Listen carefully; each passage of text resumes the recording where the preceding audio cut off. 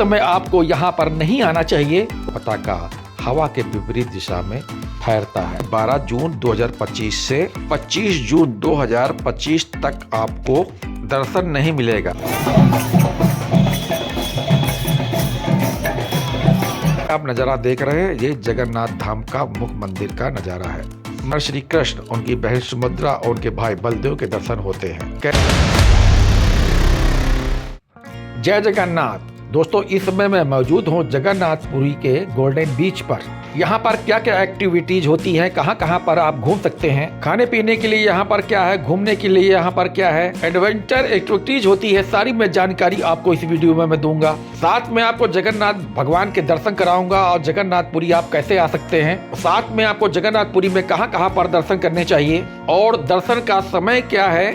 और साथ में 2025 में अगर आप रथ यात्रा के लिए आना चाहते हो, उसकी डेट क्या होगी और किस समय आपको यहाँ पर नहीं आना चाहिए, उसके बारे में भी वीडियो में मैं आपको बताऊंगा। क्योंकि उस समय जो मंदिर होता है वो 15 दिन के लिए बंद रहता है। तो पूरी जानकारी इस वीडियो में मैंने दिया है जगन्नाथपुरी धाम की। तो इस वीडियो को पूरा अंत तक जरूर देखिएगा और कमेंट्स बॉक्स में जोर से बोल दो जय जगन्नाथ जी।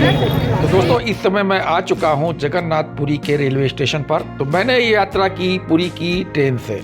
तो मैं आपको इस वीडियो में ट्रेन के साथ साथ दूसरे भी तरीके बताऊंगा पुरी पहुंचने के लिए। दिल्ली के अलावा देश के बड़े बड़े शहरों से डायरेक्ट ट्रेन आती है पुरी के लिए। तो दिल्ली से बात करें तो ट्रेन बहुत सारी हैं पुरी के लिए और किराया भी आपका ज्यादा नहीं लगेगा। अगर आप दिल्ली से सफर कर रहे हैं तो स्लीपर का 750 रुपए और थर्ड एसी में 1965 रुपए और थर्ड ई में 1855 रुपए और सेकेंड एसी का किराया 2830 रुपए और थर्ड एसी का किराया 4825 रुपए है। और दिल्ली से ये सफर 30 से 35 घंटे लग जाते हैं। अगर आप तो रेलवे स्टेशन से जगन्नाथपुरी धाम जो स्थित है वो 2 किलोमीटर के आसपास स्थित है। दोस्तों, अगर आपके पास समय कम है और जल्दी से आप पुरी पहुंचना चाहते हैं तो आप हवाई जहाज के द्वारा आ सकते हैं। तो पुरी का जो नियरेस्ट हवाई अड्डा है वो भुवनेश्वर है। दिल्ली, मुंबई, चेन्नई और कलकत्ता से डायरेक्ट है फ्लाइट भुवनेश्वर के लिए और टिकट रहता है 5000 रुपए 6000 रुपए के बीच में। और भुवनेश्वर एयरपोर्ट से पुरी की दूरी है वो 60 किलोमीटर है। और इस 60 किलोमीटर दूरी तय करने के लिए 3 ऑप्शन है आपके पास। अगर आप कैब ले लेते हैं तो आपका 2500 रुपए से 3000 रुपए के बीच में लगने वाला है। तो भुवनेश्वर से पुरी आप बस से भी जा सकते हैं। 80 से 100 रुपए आपका इसका चार्ज पड़ेगा। तो साथ में आप शेयर टैक्सी भी ले सकते हैं जिनमें आपका किराया 150 रुपए के आसपास पड़ सकता है। अगर आप पुरी के आसपास रहने वाले हैं तो आप डायरेक्ट अपनी साधन से जा सकते हैं। तो पुरी में हम पहुंच चुके हैं। तो पुरी में अब रुकने की क्या व्यवस्था रहेगी हमारी, और पुरी में हम रुकते हैं तो बेस्ट लोकेशन हमारी क्या रहेगी जिससे कि हम बड़ी आसानी से पुरी पूरा घूम सकें। पुरी के होटल, धर्मशाला और गेस्ट हाउस की। दोस्तों, पुरी शहर काफी सस्ता शहर है। मात्र 500 रुपए में यहाँ पर होटल की स्टार्टिंग हो जाती है जो 4000 5000 रुपए तक जाती है। पुरी के होटलों की एक खास बात है जो दूसरे होटलों से कुछ अलग है। यहाँ पर चेक इन और चेकआउट का समय जो है दूसरी जगह से अलग है। यहाँ पर चेक इन जो सुबह 8 बजे से 9 बजे के बीच में रहता है और चेकआउट 7 बजे के करीब रहता है।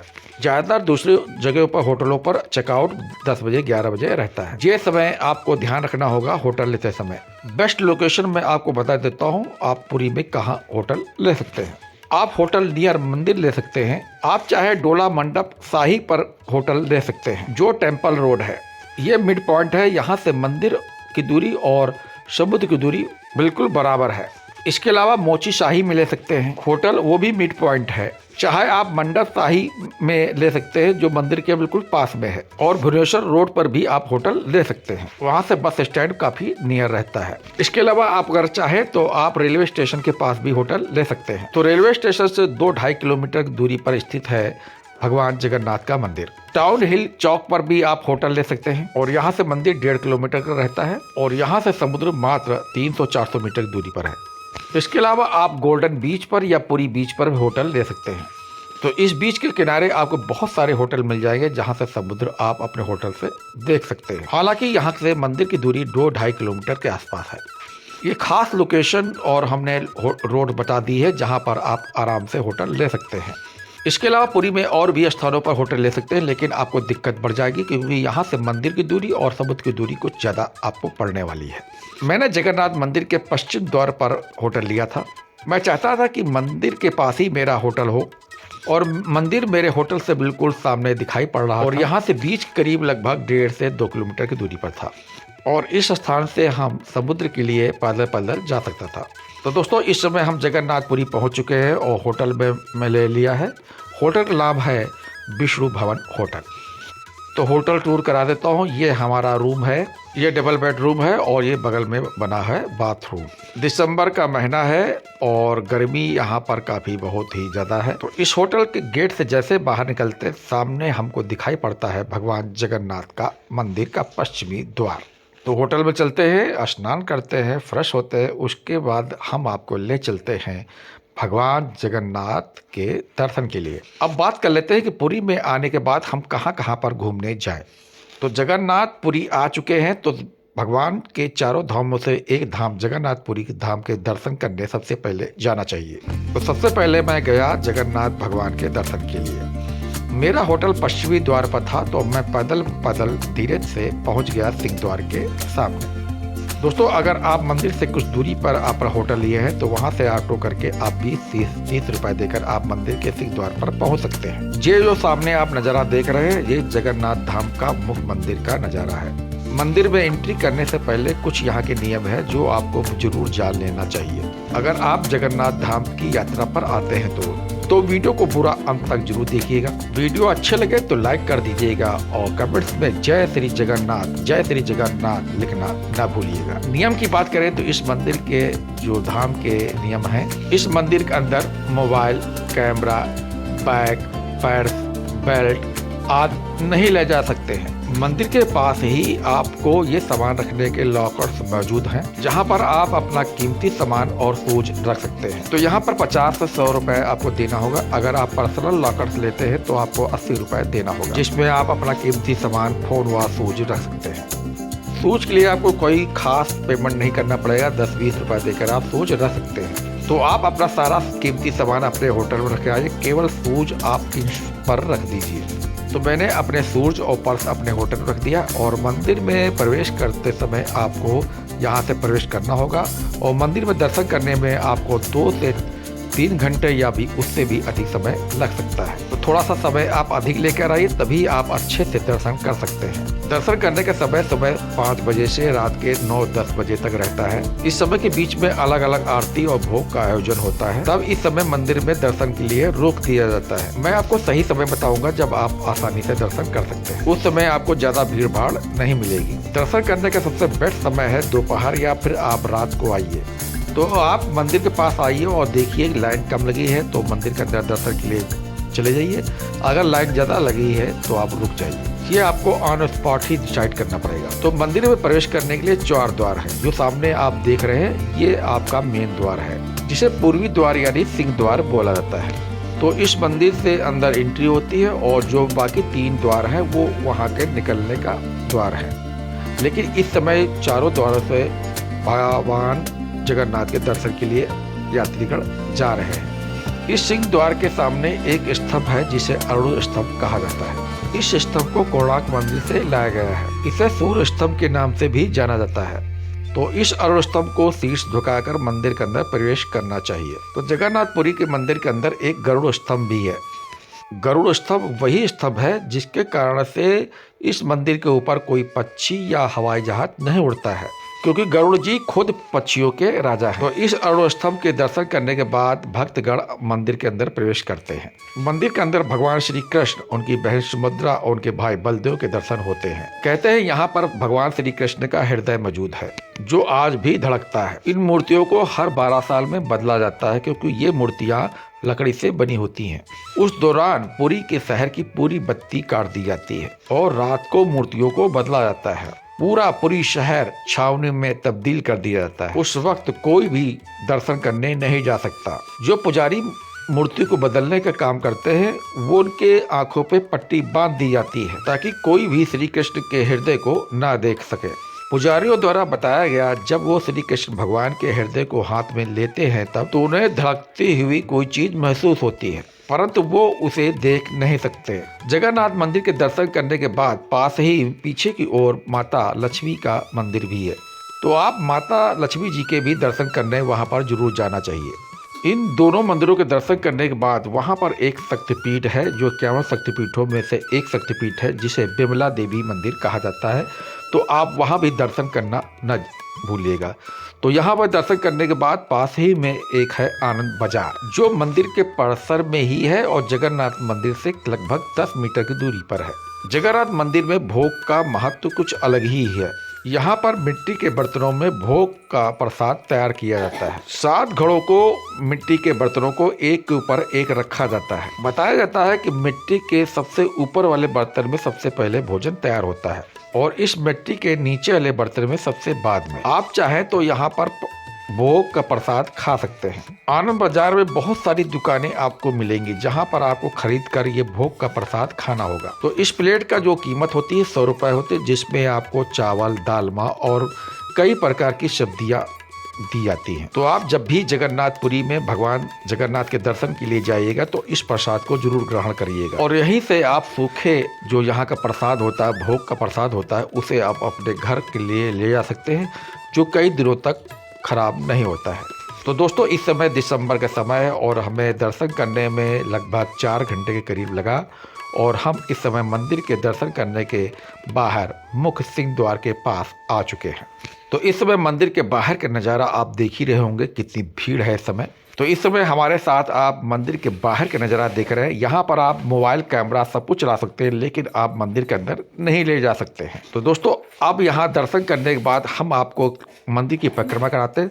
तो सबसे पहले मैं आपको ले चल रहा हूँ सिंह द्वार से अष्ट द्वार की ओर। तो दोस्तों आप मेरे साथ परिक्रमा करिए और हम आपको और भी आने वाले समय में 2025 में आप किस प्रकार से यहाँ आ सकते हैं और किन किन समय में यहाँ कौन कौन से कार्यक्रम होने वाले हैं, रथ यात्रा कब होने वाली है, तो मेरे साथ परिक्रमा करते रहिए और मैं आपको जानकारी उपलब्ध कराता चल रहा हूँ। अगर दोस्तों आप इस वर्ष 2025 में जगन्नाथपुरी दर्शन के लिए आ रहे हैं तो आपको कुछ जानकारी जानना जरूरी है। किसी ने अभी तक आपको ये जानकारी किसी भी ब्लॉग में नहीं बताया होगा। तो दोस्तों कुछ समय अगर उस समय आप जगन्नाथपुरी में भगवान जगन्नाथ के दर्शन करने के लिए आ रहे हैं तो उस समय आपको जगन्नाथ भगवान के दर्शन नहीं मिलेंगे। तो दोस्तों वो डेट आप नोट कर लीजिए अगर आप 2025 में भगवान पुरी में भगवान जगन्नाथ के दर्शन के लिए आ रहे हैं।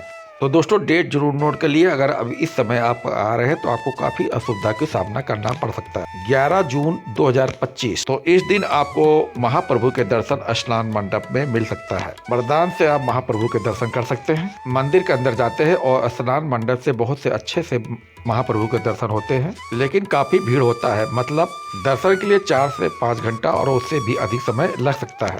उसके अगले दिन यानी 12 जून 2025 से 25 जून 2025 तक आपको दर्शन नहीं मिलेगा। अगर आप मंदिर के दर्शन के लिए आते हैं तो भगवान जगन्नाथ, बलभद्र और माता सुभद्रा और सुदर्शन के दर्शन आपको नहीं मिलेगा। तो मंदिर को आप घूम सकते हैं क्योंकि भगवान को स्नान करने के बाद बुखार होता है, इसीलिए 15 दिन तक दर्शन बंद रहता है। इस वर्ष नवयवन दर्शन 26 जून 2025 को है। 15 दिन के बाद मंदिर खुलता है तो हजारों की संख्या में आते हैं दर्शन के लिए।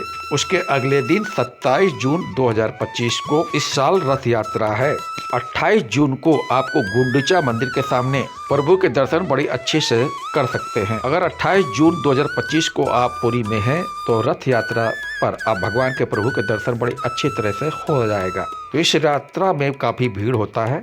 इसके अगले दिन भीड़ कुछ कम हो जाता है, भीड़ रहता है लेकिन आप दर्शन बड़ी आराम से कर सकते हैं। 29 जून 2025 से 4 जुलाई 2025 तक गुंडीचा मंदिर में आप लोग दर्शन कर सकते हैं। तो इस समय अगर आप आते हैं तो आपको श्री मंदिर में दर्शन नहीं मिलेगा तो आप गुंडीचा मंदिर में दर्शन कर पाएंगे। 5 जुलाई 2025 को बहुड़ा यात्रा है। गुंडीचा मंदिर से प्रभु फिर से अपने श्री मंदिर में आएंगे। 3 दिन तक आपको श्री मंदिर के सामने प्रभु के दर्शन आपको मिल जाएगा। और 6 जुलाई को बहुत सारे विदेश से विदेश से लोग यहाँ पर आते हैं दर्शन के लिए। लाखों में यहाँ पर यात्री होते हैं, भीड़ काफी हो जाती है। अगर आप 7 जुलाई 2025 को आते हैं तो रथ पर आपको बड़े अच्छे से महाप्रभु के दर्शन हो सकते हैं। 8 जुलाई 2025 को नराती विजय है। 9 जुलाई 2025 से फिर से आप नॉर्मल रूप में दर्शन कर सकते हैं। दोस्तों जब भी आप जून जुलाई में दर्शन के लिए आइएगा तो ये डेट देख कर आइएगा, अन्यथा आपको बहुत सी परेशानी उठाना पड़ सकता है और मंदिर में आपको बहुत सारी असुविधा होगा और ठीक से आप दर्शन भी नहीं कर पाएंगे। दोस्तों डेट बताते बताते मैंने आपको इन चारों द्वारों का दर्शन करा दिया है और मैंने भी दर्शन कर लिए हैं और इस समय बजे हैं शाम के 7 और हम इस समय आपको ले चल रहे हैं पुरी के बीच पर नाइट व्यू दिखाने के लिए। तो इस समय हम पुरी के बीच के बिल्कुल नाइट व्यू देखने के लिए आ चुके हैं। यहाँ आपको बहुत सारी दुकानें आपको देखने मिलेंगी जहाँ पर आप मनपसंद अपनी ज़रूरत के अनुसार यहाँ पर सामान खरीद सकते हैं। तो काफ़ी खूबसूरत नाइट व्यू इस समय आप देख रहे हैं यहाँ पुरी के बीच के। तो आप समुद्र की लहरों का सामने आप नज़ारा ले रहे हैं। दोस्तों इस समय रात के बज रहे हैं 8:30 और फिर से हम अपने रूम पर जाएंगे और हम कल आपको सुबह ले चलेंगे यहाँ के गोल्डन बीच पर। तो हम इस समय पुरी बीच पर पहुँच चुके और यहाँ से मैंने एक ऑटो लिया जिसका चार्ज उन्होंने 150 रुपये लिया और हम इसमें पहुँच चुके हैं गोल्डन बीच पर। तो यहाँ से हमने टिकट लिए। तो यहाँ टिकट जो है पर पर्सन 20 रुपये पड़ता है और हमने टिकट लेकर अंदर आप इस समय आपको बीच के नज़ारा देखने के लिए हम गोल्डन बीच के नज़ारे देखने के लिए आपको ले चल रहे हैं। और ये गोल्डन बीच पूरी दुनिया में प्रसिद्ध है। और दोस्तों अगर आप रेलवे स्टेशन से यहाँ पर आना चाहते हैं तो ये लगभग 2 किलोमीटर के आसपास पड़ेगा। तो दोस्तों हमने पहाड़ों में घूम लिए, नेचर को घूम लिए और इस समय हम आ गए हैं समुद्र के किनारे। और अभी पर मैं मौजूद हूँ जगन्नाथपुरी के गोल्डन बीच पर। यहाँ पर क्या क्या कर सकते हैं, क्या क्या एक्टिविटीज होती है और यहाँ के अलावा कहाँ कहाँ आप घूम सकते हैं, इस वीडियो में अंत तक मैं आपको सारी जानकारी दे रहा हूँ। तो दोस्तों 2025 में अगर आप आ रहे हैं तो उसकी मैंने जानकारी दे दी है कि कब तक ये मंदिर खुलेंगे और कब तक ये मंदिर बंद रहेंगे। तो एक बार फिर से कमेंट्स बॉक्स में बोल दिए जय जगन्नाथ जी, जय जगन्नाथ जी, जय जगन्नाथ जी। पूरे दिन यहाँ पर चहल पहल रहती है। हजारों संख्या में यात्रीगण यहाँ गोल्डन बीच पर स्नान करने और यहाँ के नज़ारों का लुत्फ लेने आते हैं। गोल्डन बीच का नाम गोल्डन बीच इसलिए रखा गया क्योंकि यहाँ रेत जो होती है वो गोल्डन के समान होती है। देखने में इतना अच्छा लगता है जैसा कि यहाँ पर सोना बिखरा हुआ हो। सैंड आर्ट के लिए गोल्डन बीच केवल भारत में नहीं पूरी दुनिया में प्रसिद्ध है। यहाँ पर भी सैंड आर्ट का आयोजन किया जाता है। एक से एक बढ़कर आप सैंड आर्ट यहाँ पर देख सकते हैं। यहाँ पर सैंड आर्ट का फेस्टिवल आयोजन किया जाता है। गोल्डन बीच एक अच्छी जगह है जहाँ पर आप एंजॉय करने के लिए बहुत ही खूबसूरत जगह है। दोस्तों जगन्नाथपुरी चारों धामों में से बहुत ही खूबसूरत जगह पर है जहां पर आप जगन्नाथ भगवान के दर्शन करेंगे। तो आप जब भी जगन्नाथपुरी आइए तो गोल्डन बीच पर आइए और कुछ समय यहां पर व्यतीत कीजिए। तो आप कुछ समय अपनी फैमिली के साथ, अपने फ्रेंड्स के साथ यहाँ पर आप व्यतीत कर सकते हैं। आपको फिर से जगन्नाथ मंदिर के पास ले चल रहा हूँ और वहाँ की शाम की जो प्रक्रिया होती है ध्वज बदलने की, उसको हम आपको दर्शन करा देता हूँ। तो 5 बजे के समय के आसपास यहाँ जगन्नाथपुरी के इस मंदिर में चोटी पर ध्वज बदला जाता है। अगर आप भी ध्वज बदलने की प्रक्रिया को जगन्नाथ भगवान के मंदिर के पास देखना चाहते हैं तो आप लगभग 4:30 बजे के करीब मंदिर के पास पहुंच जाइए। ये नज़ारा भी काफ़ी अद्भुत रहता है। इस प्रक्रिया की बहुत ही मान्यता है। जगन्नाथ के इस मंदिर पर फहरने वाला पताका हवा के विपरीत दिशा में फहरता है। तो आप यहाँ आकर खुद देखेंगे तो आप आश्चर्यचकित रह जाएंगे।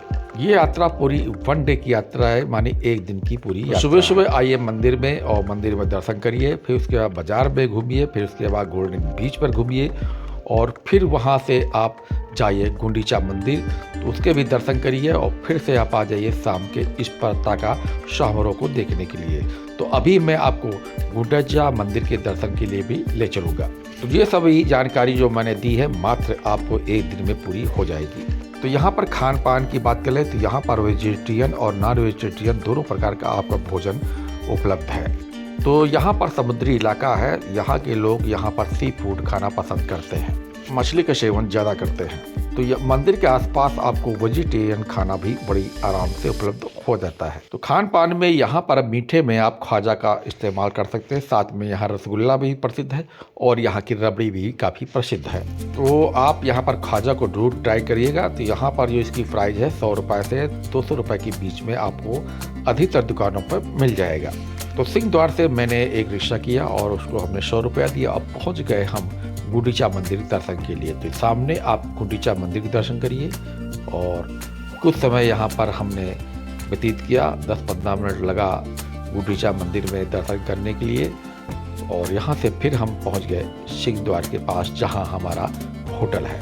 चलिए आप बात कर लेते हैं कि हमें पुरी में कितने दिन का टूर बनाना चाहिए। जो इस वीडियो में मैंने यात्रा बताई है उसे आप मात्र 1 दिन में पूरा कर लेंगे। पूरा 1 दिन में ये टूर कर लेंगे, लेकिन आप जगन्नाथ धाम आए हैं तो 1 दिन रुकना बनता है। जैसा कि मैंने आपको बताया है कि चेकआउट जो सुबह अगले दिन 7 बजे रहता है, तो आपको सुबह 7 बजे होटल छोड़ना पड़ेगा। लेकिन दोस्तों आप कुछ दिन यहाँ पर रुक कर पूरा जगन्नाथपुरी धाम घूम सकते हैं। यहाँ पर पुरी का एक लोकल टूर होता है जिसे आप पूरा कर सकते हैं।